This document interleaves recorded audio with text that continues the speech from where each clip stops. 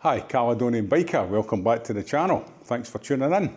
Today I'm at Douglas Park Motorrad, BMW in Glasgow, and I'm here with the new R1300RS sports touring bike. This is just a new launch bike, it's just come on as a demonstrator, and I'm looking forward to doing my first ride review for you today and telling you all about the specifications and how I got on with the bike.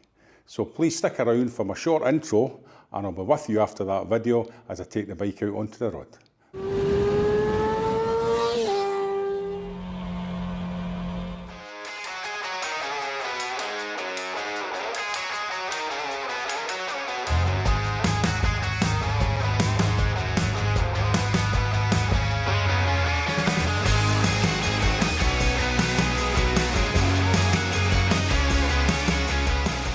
So that's us get the bike outside the compound, and we're ready to leave Douglas Park Motorrad in Glasgow.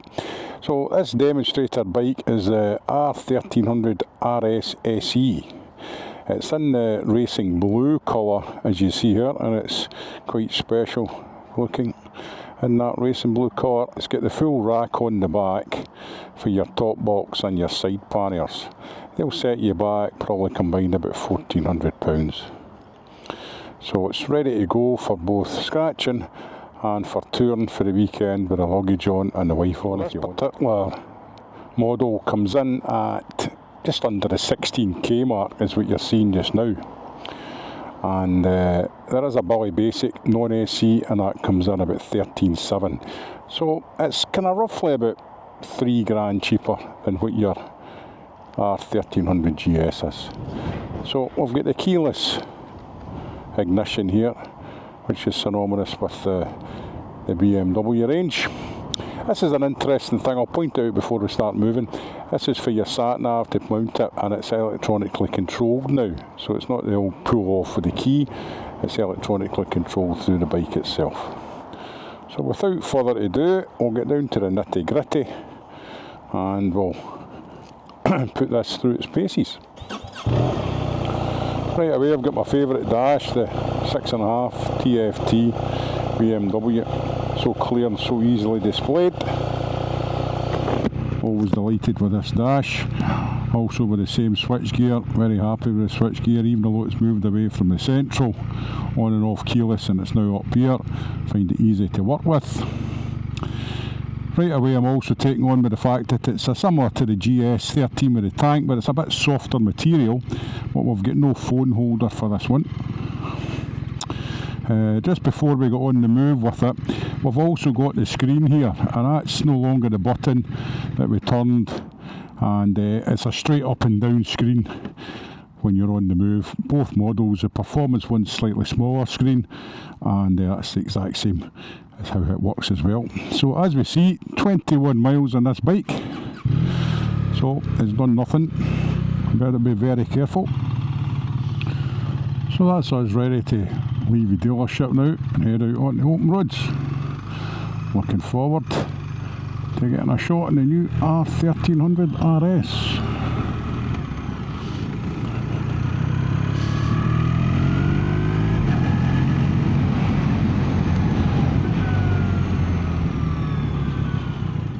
So right away, coming up to these lights here, I'm just feeling how I'm positioned in the bike itself.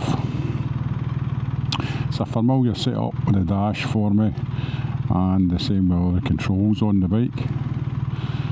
The bars themselves obviously lower than the bikes that I tend to ride, mostly the GS, the Tenere, the Touareg. So it is a wee bit down and probably a wee bit more further forward.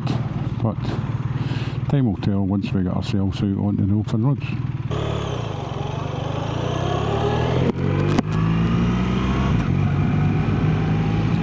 So first of all we're going to go into the M8 Motorway and head out until we get to some national roads, and let's see how it performs on the national roads. But first of all, as I say, I'll hit the motorway to see what it's like.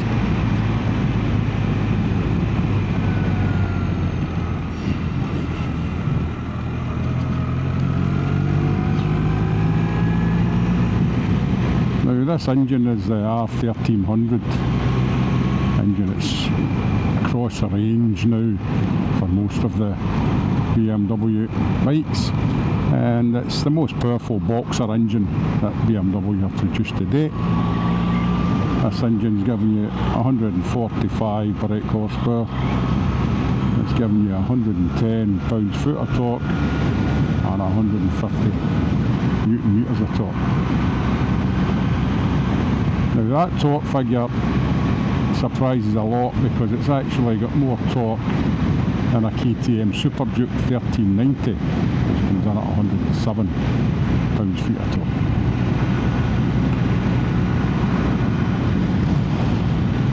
This supersedes the old model who had 143 metres of torque. So it's got a wee bit more go than the R1250 has, same as the rest of them throughout the range. This bike itself has got the two on screen, so you've got the higher screen option and the lower screen option depending whether you're doing motorway or you're doing in the town roads.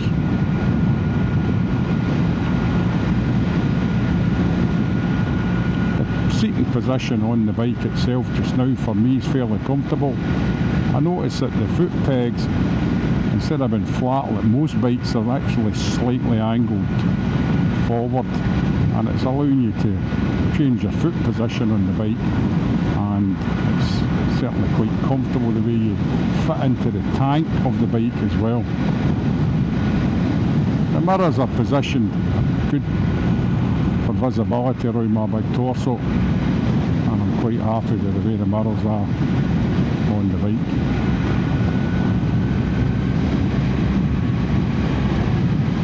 Quick shifter fitted to the bike, very smooth, especially now with the R1300 engine, that the gearbox is directly below the engine, and it just gives it a more sportier feel. The shaft itself on this bike's very finely shimmed and allows you for non-clunks and a very smooth feel from this drive.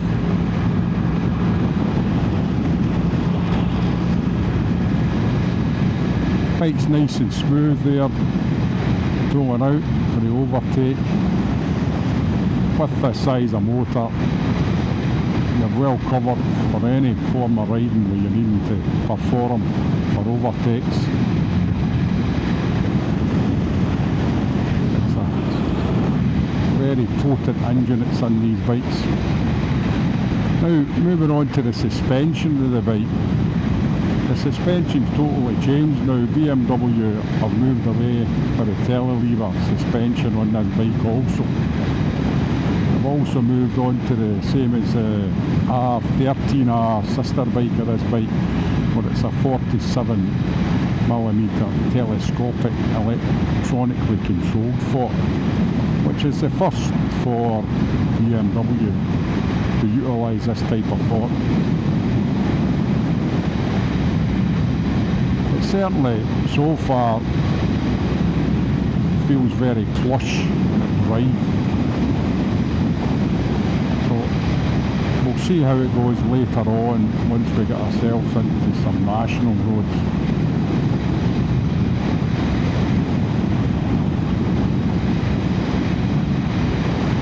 With standard on this bike here, we've got the cruise control, keyless ignition, the SOS, and regards to extras and accessories and equipment, you can frustrate yourself or have fun on the BMW configurator as you want to configure whatever bike you fancy going for. There is a non-AC model, the Billy Basic bike, which comes in at 13.7. The AC versions, this one comes in just under 16. If you're wanting to get a bit more flash, you've got the option 719. That comes in a kind of grey, light grey colour,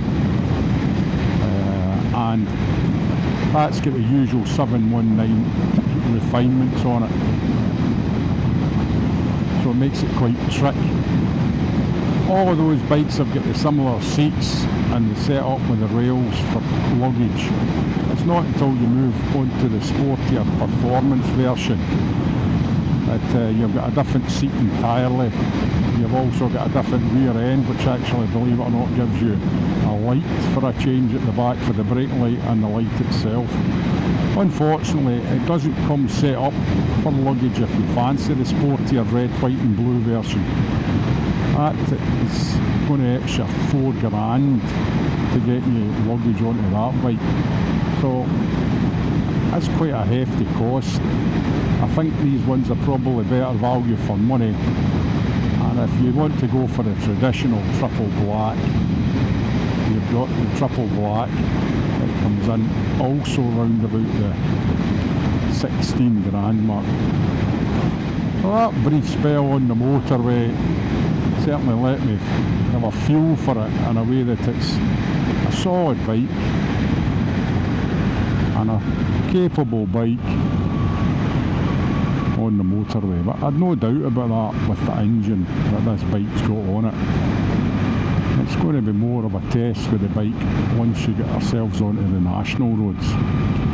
The bike itself gives me a feel similar to going back to the 90s when I was using the Yamaha FZR1000 RUX up bikes that I had back then. It's quite a similar type of riding position to what the old sports bikes were.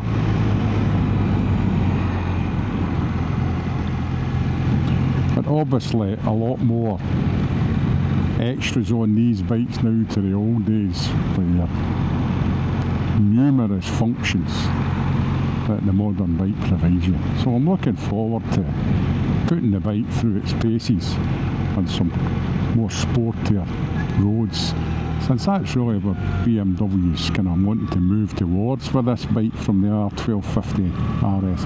I just want to make it a wee bit more sportier. But unfortunately, in doing that, they've not managed to lose any weight on it. The bike's actually gained 2 kilograms in weight from the R1250R. Even though it's got a lighter engine and lighter wheels, it's managed to gain a couple of kilos. But you would lose that again if you went down the road or put a lithium battery in it, etc. That brings us out into the Nationals now. And we'll see what the bike and the suspension of the bike's like as we go for a little rumble in the jungle in the Nationals. Not as much engine brake, I would say, as what I'm used to with a GS, so I've maybe slightly tuned it in a fashion that it's not giving you as much engine brake. I'm in the standard road mode just now.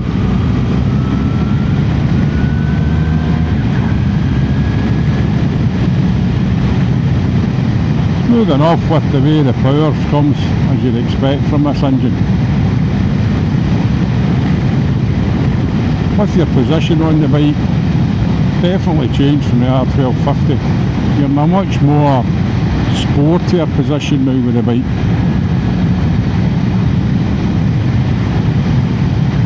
And the seats kind of propelling you that wee bit forward as well on this bike. It's not as relaxed a position as with the R1250RS was anyway.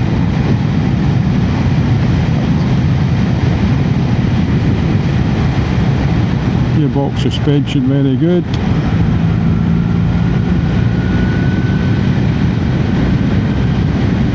Certainly easy enough to manoeuvre about on these Bridgestone tyres, quite a peaky tyre of Bridgestone. And it makes life quite easy when on board and you're wanting to manoeuvre round the corners.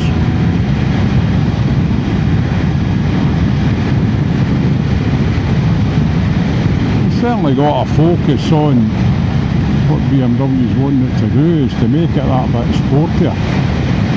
The bike itself's quite happy to push you towards the corners. Dare I say it, you could be doing a lot more serious miles per hour than what I'm doing today if you were in a position to do it legally. But it's certainly enough bike, especially with the way this suspension feels. And the traditional 310 double disc at the front with the Brembo calipers is giving you ample stopping power when you're needing it.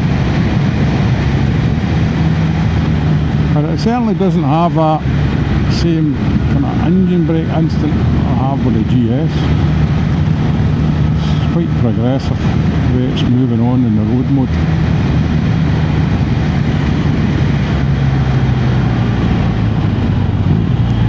Kick it back into the 30s here. It's quite a well behaved bike in the 30s. It's not too cumbersome. The bars themselves are wide enough to assist you in manoeuvring it about, especially earlier on pulling away from the dealership. They are lower certainly, but it's still capable of turning quite tight circles.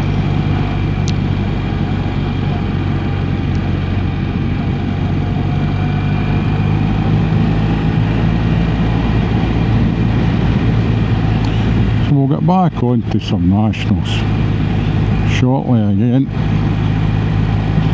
and we'll take in more of what this bike's capable of in more kind of flowing corners.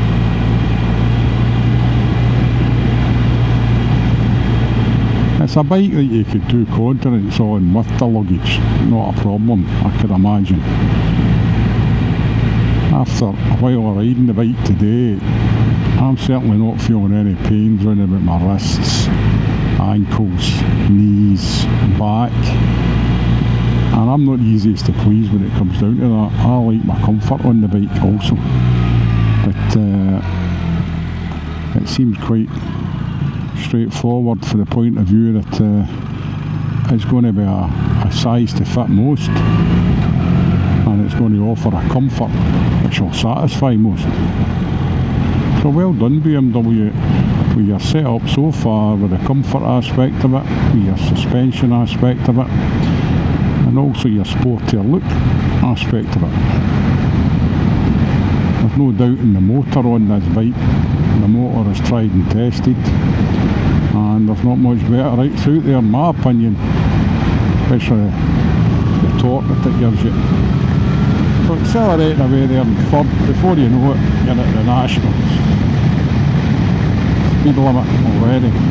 This is a more sweeping road, so we'll get a few corners in and just see how it feels on the sweepers.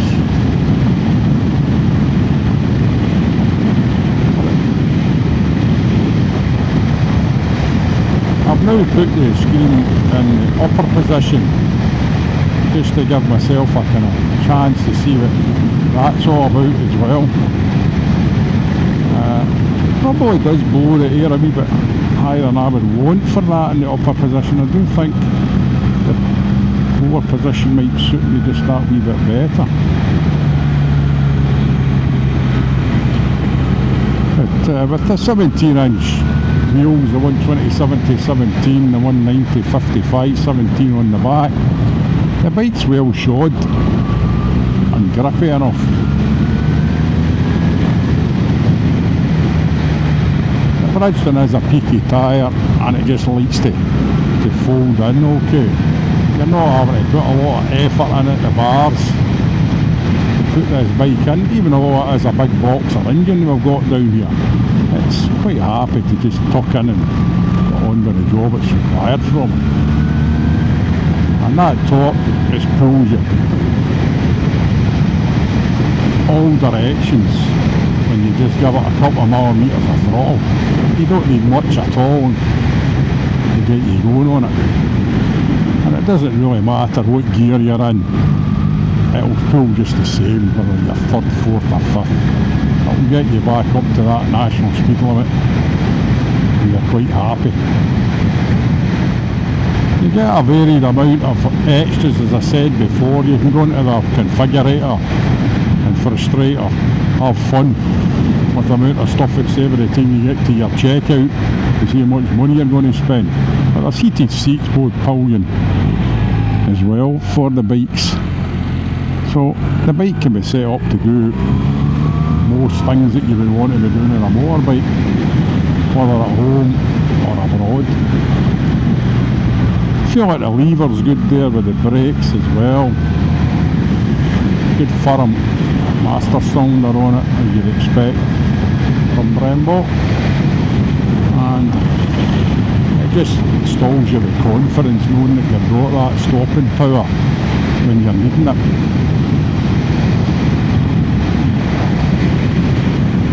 The bike itself's loving these corners, it's munching into them, and it certainly inspired me and given me confidence as a rider, knowing how good the suspension is.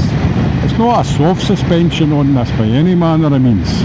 It's not too dissimilar to your telly lever, but it just gives you a nice neutral feedback from the front wheel, and it lets you see what the bike's capable of with this new style of suspension on it.